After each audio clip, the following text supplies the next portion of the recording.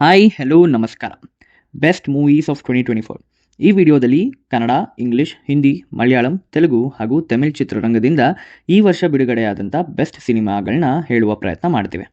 ಈ 6 ಭಾಷೆಯ ಚಿತ್ರರಂಗದಿಂದ ಮಸ್ಟ್ ವಾಚ್ ಸಿನಿಮಾಸ್ನ ಸಜೆಸ್ಟ್ ಮಾಡ್ತಿರ್ತೀವಿ. This will completely be our opinion. ಇದೇ ಥರ ನಮ್ಮ ಹೊಸ ಪ್ರಯತ್ನಕ್ಕೆ ನಿಮ್ಮ ಬೆಂಬಲ ಸದಾ ಇರಲಿ ಅಂತ ಹೇಳುತ್ತಾ ವಿಡಿಯೋ ಶುರು ಮಾಡೋಣ ಬನ್ನಿ. ಇಂಗ್ಲಿಷ್ ಅಂದರೆ ಹಾಲಿವುಡಲ್ಲಿ ನೋಡೋದಾದರೆ ಮೊದಲನೇದಾಗಿ ಕಾಣಿಸ್ಕೊಳ್ಳುವುದು ದ ಸಬ್ಸ್ಟೆನ್ಸ್. ಸಿನಿಮಾ ಮಾತ್ರ ನೆಕ್ಸ್ಟ್ ಲೆವೆಲ್ ಇದೆ. ಇದೊಂದು ಸೈಫೈ ಚಿತ್ರ ಆಗಿದ್ದು ಕಾನ್ಸೆಪ್ಟ್ ಮಾತ್ರ ತುಂಬ ಅದ್ಭುತವಾಗಿದೆ. ಹೇಗೆ ಎಲಿಜಬೆತ್ ಸ್ಪಾರ್ಕಲ್ ಅನ್ನುವ 50 ವರ್ಷದ ಮಹಿಳೆ who is famous in aerobic show ತಾನು ಯಂಗಾಗಿ ಕಾಣಿಸ್ಕೋಬೇಕು ಅಂತ ಒಂದು ಲ್ಯಾಬ್ರೇಟರಿಯಿಂದ ದ ಸಬ್ಸ್ಟೆನ್ಸ್ ಅನ್ನುವ ಕೆಮಿಕಲ್ ಡ್ರಗ್ನ ತೊಗೊಂಡಿರ್ತಾಳೆ, which would have promised her transformation. ಅದನ್ನು ತೊಗೊಂಡ್ಮೇಲೆ ಅವಳು ಏನೇನೆಲ್ಲ ಫೇಸ್ ಮಾಡಬೇಕಾಗುತ್ತೆ, ಅವಳ ಗ್ರೀಡಿನೆಸ್ಸಿಂದ ತನ್ನ ಮ್ಯಾಟ್ರಿಕ್ಸ್ ಜೊತೆಗೆ ಹೇಗೆ ಫೈಟ್ ಮಾಡ್ತಾಳೆ ಅನ್ನೋದೇ story. Almost for 2 to 3 days ನಾನು ಈ ಸಿನಿಮಾದ ಡಿಲ್ಯೂಷನಲ್ಲೇ ಇದ್ದೆ. ಅಷ್ಟು ತಲೆಗೆ ಹುಳ ಬಿಡುವಂಥ ಸಿನಿಮಾ ಇದು. ಫ್ಯಾಮಿಲಿ ಜೊತೆ ನೋಡುವಂಥ ಸಿನಿಮಾ ಇದೆಲ್ಲ. ತುಂಬ ನ್ಯೂಡಿಟಿ ಹಾಗೂ ಅಡಲ್ಟ್ರೇಟೆಡ್ ಸೀನ್ಸ್ ಇದೆ. ಈ ಸಿನಿಮಾಗೆ 7.4 IMDb ರೇಟಿಂಗ್ಸ್ ಇದ್ದು ಅಮೆಜಾನ್ ಪ್ರೈಮಲ್ಲಿ ನೋಡಬಹುದಾಗಿದೆ. ಎರಡನೇದಾಗಿ ದ ವೈಲ್ಡ್ ರೋಬೋಟ್. ನನಗೆ ಫ್ರೋಝನ್ ಬಿಟ್ಟರೆ ನೆಕ್ಸ್ಟ್ ತುಂಬಾ ಇಂಪ್ರೆಸ್ ಮಾಡಿದ್ದ ಆ್ಯನಿಮೇಟೆಡ್ ಮೂವಿ ಅಂದರೆ ದ ವೈಲ್ಡ್ ರೋಬೋಟ್. ತುಂಬ ಜಾಯ್ಫುಲ್, ಎಮೋಷನಲ್ ಹಾಗೂ fun thrilled roller coaster movie. Roz ಅನ್ನುವ ರೋಬೋಟ್ ಒಂದು ಕಾಡಿನಲ್ಲಿ ತನ್ನ ಸರೌಂಡಿಂಗ್ಸ್ ಜೊತೆ ಅಡ್ಯಾಪ್ಟ್ ಆಗಿರಬೇಕಾಗಿರುತ್ತೆ. ಹೇಗೆ ಅನಿಮಲ್ಸ್ ಜೊತೆ ತನ್ನ ಬಾಂಡ್ ಬೆಳೆಸ್ಕೊಳ್ಳುತ್ತೆ and what will it do for them ಅನ್ನೋದೇ ಸ್ಟೋರಿ. 8.2 IMDb ರೇಟಿಂಗ್ಸ್ ಇದ್ದು ಈ ಸಿನಿಮಾನ ಅಮೆಜಾನ್ ಪ್ರೈಮ್ ಹಾಗೂ ZEE5ಯಲ್ಲಿ ನೋಡಬಹುದಾಗಿದೆ. ಮೂರನೇದಾಗಿ ಡೆಡ್ಪೂಲ್ ಆ್ಯಂಡ್ ವುಲ್ವರಿನ್. ಮಾರ್ವೆಲ್ ಅವರ ರೀಸೆಂಟ್ ಮೂವೀಸ್ ಸ್ವಲ್ಪ ಡಿಸಪಾಯಿಂಟಿಂಗ್ ಇತ್ತು until this movie come. Legit ನಾನು ಯಾವ ಮಾರ್ವೆಲ್ ಮೂವೀಸಲ್ಲೂ ಇಷ್ಟು ಫನ್ ಆ್ಯಂಡ್ ಕಾಮಿಡಿ ಇದ್ದಿದ್ದು ನೋಡಿರಲಿಲ್ಲ. ತುಂಬ ನಗ್ಸುತ್ತೆ. ಎಸ್ಪೆಷಲಿ ಒಂದು ಕಾರ್ ಫೈಟ್ ಸೀನ್ ಇದೆ, ಅದು ಮಾತ್ರ ಸೂಪರ್ಬ್ ಆಗಿ ಮಾಡಿದ್ದಾರೆ. Deadpool character will steal the show. Action sequences ಕೂಡ ಯೂನಿಕ್ ಆಗಿ ಚೆನ್ನಾಗಿ ಮಾಡಿದ್ದಾರೆ. 7.6 IMDb ರೇಟಿಂಗ್ಸ್ ಇದ್ದು ಈ ಸಿನಿಮಾನ ನೀವು ಹಾಟ್ಸ್ಟಾರ್ ಹಾಗೂ ಅಮೆಜಾನ್ ಪ್ರೈಮಲ್ಲಿ ನೋಡಬಹುದಾಗಿದೆ. ಬಾಲಿವುಡಲ್ಲಿ ಹೇಳೋದಾದರೆ ಮೊದಲನೇದಾಗಿ ಕಾಣಿಸ್ಕೊಳ್ಳೋದು ಲಾಪತಾ ಲೇಡೀಸ್.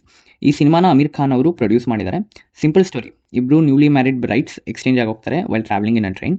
ಆಮೇಲೆ ಏನು ಕಾನ್ಸಿಕ್ವೆನ್ಸಸ್ ಫೇಸ್ ಮಾಡಬೇಕಾಗುತ್ತೆ ಅನ್ನೋದೇ ಸ್ಟೋರಿ. ಸಿನಿಮಾನ ತುಂಬ ಚೆನ್ನಾಗಿ ಪ್ರೆಸೆಂಟ್ ಮಾಡಿದ್ದಾರೆ. ಹೇಗೆ ಒಂದು ಮಹಿಳೆ ಇಂಡಿಪೆಂಡೆಂಟ್ ಆಗಿ ಇರಬೇಕು, ನಮ್ಮ ಸಮಾಜ ಅವ್ರನ್ನ ಹೇಗೆ ನೋಡುತ್ತೆ ಆ್ಯಂಡ್ ಬೇರೆ ಫೆಮಿನಿಸ್ಟಿಕ್ ಅಪ್ರೋಚಸ್ನ ಕವರ್ ಮಾಡೋಕ್ಕೆ ಟ್ರೈ ಮಾಡಿದ್ದಾರೆ. ಇನ್ಫ್ಯಾಕ್ಟ್ ಈ ಸಿನಿಮಾ ಈ ವರ್ಷದ ಆಸ್ಕರ್ ನಾಮಿನಿಯಾಗಿ ಸೆಲೆಕ್ಟ್ ಆಗಿದೆ ಭಾರತದಿಂದ. 8.4 IMDb ರೇಟಿಂಗ್ಸ್ ಇದ್ದು ನೆಟ್ಫ್ಲಿಕ್ಸಲ್ಲಿ ನೋಡಬಹುದಾಗಿದೆ. Secondly kill cinema. ಯೂಶಲಿ ನನಗೆ ಆ್ಯಕ್ಷನ್ ಮೂವೀಸ್ ಇಷ್ಟ ಆಗಲ್ಲ, but this cinema was just extraordinary. It was like Indian version of extraction. ಒಬ್ಬ ಮಿಲಿಟರಿ ಆಫೀಷಿಯಲ್ ಟ್ರೈನಲ್ಲಿ ಟ್ರಾವೆಲ್ ಮಾಡ್ತಿರ್ತಾನೆ, ಆದರೆ ಅದೇ ಟ್ರೈನ್ಗೆ ಡಕಾಯ್ಟ್ಸರ ಗ್ಯಾಂಗ್ ಅಟ್ಯಾಕ್ ಮಾಡ್ತಾರೆ.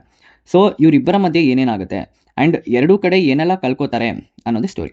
7.5 IMDb ರೇಟಿಂಗ್ಸ್ ಇದ್ದು ಹಾಟ್ಸ್ಟಾರಲ್ಲಿ ನೋಡ್ಬೋದಾಗಿದೆ. ಇನ್ನು ಮೂರನೇದಾಗಿ ಸ್ತ್ರೀ 2. ಸ್ತ್ರೀ ಸಿನಿಮಾದ ಕಾನ್ಸೆಪ್ಟ್ ನನಗೆ ತುಂಬ ಇಷ್ಟ ಆಗಿತ್ತು.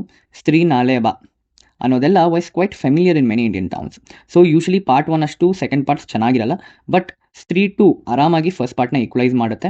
It is completely fun pack movie. Horror, comedy, drama, action ಎಲ್ಲವೂ ಈ ಸಿನಿಮಾದಲ್ಲಿದೆ. ಅಮರ್ ಕೌಶಿಕ್ ಅವರು ಒಂದು ದೊಡ್ಡ ಯೂನಿವರ್ಸ್ನೇ ಕಟ್ತಿದ್ದಾರೆ.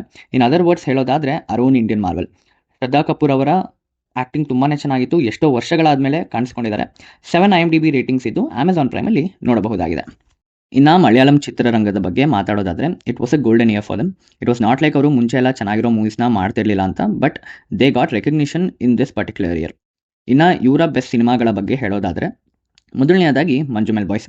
ಫ್ರೆಂಡ್ಸ್ ಗ್ರೂಪ್ ಒಂದು ಪ್ರವಾಸಕ್ಕೆ ಅಂತ ಗುಣ ಕೇವ್ಸ್ಗೆ ಹೋಗ್ತಾರೆ. ಅಲ್ಲಿ ಏನು ಟ್ರ್ಯಾಜಿಡಿ ನಡೆಯುತ್ತೆ, ಹೇಗೆ ಪ್ಯೂರ್ ಫ್ರೆಂಡ್ಶಿಪ್ ಅನ್ನೋದು ಎಲ್ಲನೂ ಓವರ್ಕಮ್ ಮಾಡಿಕೊಂಡು ಬರುತ್ತೆ ಅನ್ನೋದೇ ಸಿನಿಮಾದ ಪ್ಲಾಟ್. ಎಸ್ಪೆಷಲಿ ಅಲ್ಲೊಂದು ಫ್ಲ್ಯಾಶ್ ಬ್ಯಾಕ್ ಬರುತ್ತೆ, ಅವ್ರು ಚಿಕ್ಕವರಾಗಿದ್ದ scene. That frame and cinematography took the movie to next level. ತುಂಬ ಒಳ್ಳೆಯ ಸಿನಿಮಾ. 8.2 IMDb ರೇಟಿಂಗ್ಸ್ ಜೊತೆಗೆ ಹಾಟ್ಸ್ಟಾರಲ್ಲಿ ವೀಕ್ಷಿಸಬಹುದಾಗಿದೆ. ಇನ್ನು ಎರಡನೆಯ ಸಿನಿಮಾ ದ ಗೋಟ್ ಲೈಫ್, ಆಡು ಜೀವಿತಂ. ನಜೀಬ್ ಅನ್ನುವ ವ್ಯಕ್ತಿ ಸೌದಿ ಅರೇಬಿಯಾಗೆ ದುಡಿಯೋಕೆ ಅಂತ ಹೋಗ್ತಾನೆ. ಅಲ್ಲಿ ಕಫೀಲ್ ಎನ್ನುವ ವ್ಯಕ್ತಿ ಹತ್ರ ಮೋಸಗೊಂಡು ಮರುಭೂಮಿಯಲ್ಲಿ ಸ್ಲೇವ್ ಆಗಿ ಸಿಗಾಕೊಂಡಿರ್ತಾನೆ. ಹೇಗೆ ಅಲ್ಲಿಂದ ತಪ್ಪಿಸ್ಕೋತಾನೆ ಅನ್ನೋದೇ ಸ್ಟೋರಿ. ತುಂಬ ಮನಸ್ಸಿಗೆ ಮುಟ್ಟುವಂಥ ಸಿನಿಮಾ. ಸಿನಿಮಾದ ಮೇಲೆ ಪೃಥ್ವಿರಾಜ್ ಅವರು 14 ವರ್ಷ ಕೆಲಸ ಮಾಡಿದ್ರಂತೆ. One of the best survival thriller ಆಗಿದ್ದು ವಿತ್ 7.2 IMDb ರೇಟಿಂಗ್ಸ್ ನೆಟ್ಫ್ಲಿಕ್ಸಲ್ಲಿ ನೋಡಬಹುದಾಗಿದೆ. ಮೂರನೇ cinema Aavesham. Most entertaining comedy cinema ಅಂತ ಹೇಳ್ಬೋದು. ಅದರಲ್ಲೂ ಅರ್ಧಕ್ಕರ್ಧ ಕನ್ನಡನೇ ಮಾತಾಡಿದ್ದಾರೆ ಫಹದ್ ಫಾಸಿಲ್ ಅವರು. It is a story of 3 boys. ಬೆಂಗಳೂರಿಗೆ ಓದೋಕ್ಕೆ ಅಂತ ಬರ್ತಾರೆ. ಸೀನಿಯರ್ಸ್ ಜೊತೆ ಫೈಟ್ ಮಾಡಿಕೊಂಡು ಹೇಗೆ ಒಬ್ಬ ಗ್ಯಾಂಗ್ಸ್ಟರ್ ಜೊತೆ ಇನ್ವಾಲ್ವ್ ಆಗ್ತಾರೆ, ಆಮೇಲೆ ಏನೇನೆಲ್ಲ ಫೇಸ್ ಮಾಡ್ತಾರೆ ಅನ್ನೋದೇ ಸ್ಟೋರಿ. ಫಹದ್ ಫಾಸಿಲ್ ಅವರ ಆ್ಯಕ್ಟಿಂಗಾರು ಈ ಸಿನಿಮಾನ ಬಂದು ನೋಡಬೇಕು.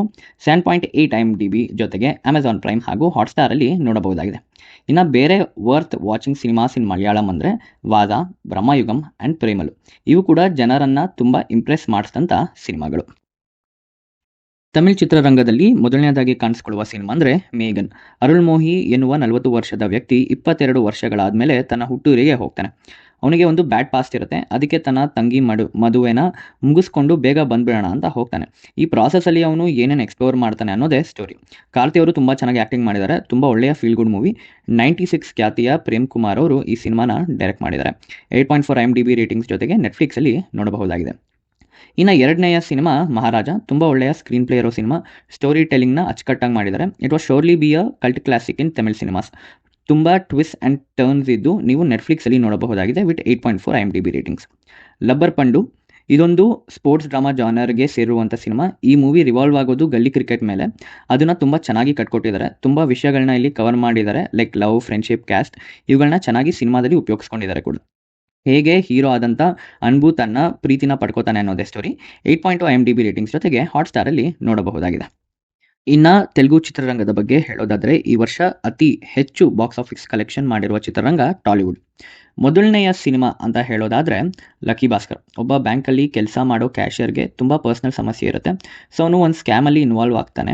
ಅಲ್ಲಿಂದ ಅವನು ಏನೆಲ್ಲ ಮಾಡೋದಕ್ಕೆ ಸಜ್ಜಾಗ್ತಾನೆ, ಕೊನೆಯಲ್ಲಿ ತಾನು ಸಿಗಾಕೋತಾನ ಇಲ್ವಾ ಅನ್ನೋದೇ ಮೂವಿಯ ಒನ್ಲೈನ್ ಸ್ಟೋರಿ. 8 IMDb ರೇಟಿಂಗ್ಸ್ ಇದ್ದು ನೆಟ್ಫ್ಲಿಕ್ಸಲ್ಲಿ ನೋಡಬಹುದಾಗಿದೆ. ಇನ್ನು ಎರಡನೆಯ ಚಿತ್ರ ಅಂತ ಹೇಳೋದಾದರೆ ಮತ್ತು ವದಲಾರ 2. ಡೆಲಿವರಿ ಏಜೆಂಟ್ಸ್ ಆಗಿದ್ದ ಬಾಬು ಆ್ಯಂಡ್ ಯೇಸು ಹೇಗೆ ಸ್ಪೆಷಲ್ ಫೋರ್ಸ್ಗೆ ಜಾಯ್ನ್ ಆಗ್ತಾರೆ, ಅವರು ಫೇಸ್ ಮಾಡೋ ಚಾಲೆಂಜಸ್ ಏನು ಅನ್ನೋದೇ ಸ್ಟೋರಿ. ತುಂಬ ಹ್ಯೂಮರ್ ಹಾಗೂ ಎಕ್ಸೈಟ್ಮೆಂಟ್ ತುಂಬಿರೋ ಫಿಲಮ್ ಇದಾಗಿದ್ದು ನೆಟ್ಫ್ಲಿಕ್ಸಲ್ಲಿ ನೋಡಬಹುದಾಗಿದೆ ವಿತ್ 7 IMDb ರೇಟಿಂಗ್ಸ್. ಮೂರನೆಯ ಸಿನಿಮಾ ಪ್ರಭಾಸ್ ಅವರ ಕಲ್ಕಿ 2898 AD. ಒಂದು ಕಡೆ ಅಥಾರಿಟೇಟಿವ್ ರೂಲ್ ಮಾಡ್ತಿರುವ ಸುಪ್ರೀಂ ಯಾಸ್ಕಿನ್ನ ಸಂಬಾರ ಮಾಡೋದಕ್ಕೆ ಕಲ್ಕಿ ಹುಡ್ಕೋತಾನೆ. ಕಲ್ಕಿಗೆ ಈವಿಲ್ನ ನಾಶ ಮಾಡೋಕ್ಕೆ ಒಂದು ತಂಡ ಅಂತ ಬೇಕಾಗಿರುತ್ತೆ. ಅದನ್ನೇ ಮೊದಲನೆಯ ಪಾರ್ಟಲ್ಲಿ ತೋರಿಸಿದ್ದಾರೆ. ಇನ್ನು ಫಸ್ಟ್ ಹಾಫ್ ಸ್ವಲ್ಪ ಲ್ಯಾಗ್ ಆಯಿತು, ಬಟ್ ಸೆಕೆಂಡ್ ಹಾಫ್ ಚೆನ್ನಾಗಿದೆ. ಎಸ್ಪೆಷಲಿ ಅಮಿತಾಬ್ ಬಚ್ಚನ್ ಅವರ ಆ್ಯಕ್ಟಿಂಗ್. ಕಾನ್ಸೆಪ್ಟ್ ಚೆನ್ನಾಗಿದೆ, ಮಹಾಭಾರತಕ್ಕೆ ಲಿಂಕ್ ಮಾಡಿದ್ದಾರೆ. So it is a good watch movie with 7 IMDb ratings and ಇದನ್ನು ನೆಟ್ಫ್ಲಿಕ್ಸಲ್ಲಿ ನೋಡಬಹುದಾಗಿದೆ. ಇನ್ನು ಕೊನೆಯದಾಗಿ ನಮ್ಮ ಕನ್ನಡ ಇಂಡಸ್ಟ್ರಿ ಬಗ್ಗೆ ಮಾತಾಡೋದಾದರೆ ಮೊದಲನೇದಾಗಿ ಕಾಣಿಸ್ಕೊಳ್ಳೋದು ಬಗೀರ.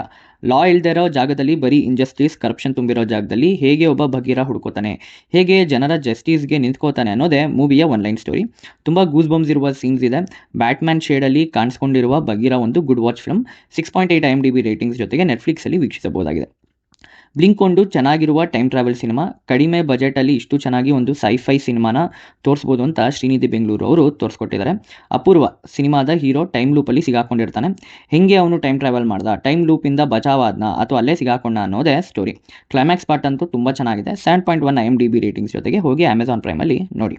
ಇನ್ನು ಕೊನೆಯದಾಗಿ ಕಿಚ್ಚ ಸುದೀಪ್ ಅವರ Max. This was a comeback movie for Sudeep sir. ಒಂದು ರಾತ್ರಿ ನಡೆಯುವ ಘಟನೆನ ತುಂಬ ಟ್ವಿಸ್ಟ್ ಆ್ಯಂಡ್ ಟರ್ನ್ಸ್ ಜೊತೆಗೆ ಎಂಗೇಜಿಂಗ್ ಆಗಿ ತೋರಿಸ್ಕೊಟ್ಟಿದ್ದಾರೆ. It is a paisa vasool cinema. Action sequels and Sudeep ಅವರ ಆ್ಯಕ್ಟಿಂಗ್ ಅಬ್ಬರವಾಗಿದೆ. ಭರ್ಜರಿಯಾಗಿ ಚಿತ್ರಮಂದಿರಗಳಲ್ಲಿ ಓಡ್ತಾ ಇದೆ. ಇನ್ನು ಮ್ಯಾಕ್ಸ್ ಸಿನಿಮಾನ ನೋಡಿಲ್ಲ ಅಂದರೆ ಹೋಗಿ ಚಿತ್ರಮಂದಿರಗಳಲ್ಲೇ ಮ್ಯಾಕ್ಸ್ನ ವೀಕ್ಷಿಸಿ ಎಂಜಾಯ್ ಮಾಡಿ. ಇನ್ನು ಹಲವಾರು ನ್ಯೂಬಿ ಹಾಗೂ ಅಂಡರ್ ರೇಟೆಡ್ ಕನ್ನಡ ಸಿನಿಮಾಗಳು ಈ ವರ್ಷ ಬಿಡುಗಡೆ ಆಗಿತ್ತು. ಕೆಲವೊಂದು ಸಿನಿಮಾಗಳಿಗೆ ಸಿಗಬೇಕಾದ ಪ್ರಶಂಸೆ ಸಿಕ್ಕಿರಲಿಲ್ಲ. ಹಾಗಾಗಿ ಆ ಸಾಲಿಗೆ ಸೇರುವ 2024ರ ಸಿನಿಮಾಗಳ ರೆಕಮೆಂಡೇಶನ್ ವಿಡಿಯೋನ ಅತಿ ಶೀಘ್ರದಲ್ಲಿ ಮಾಡಲಿದ್ದೇವೆ.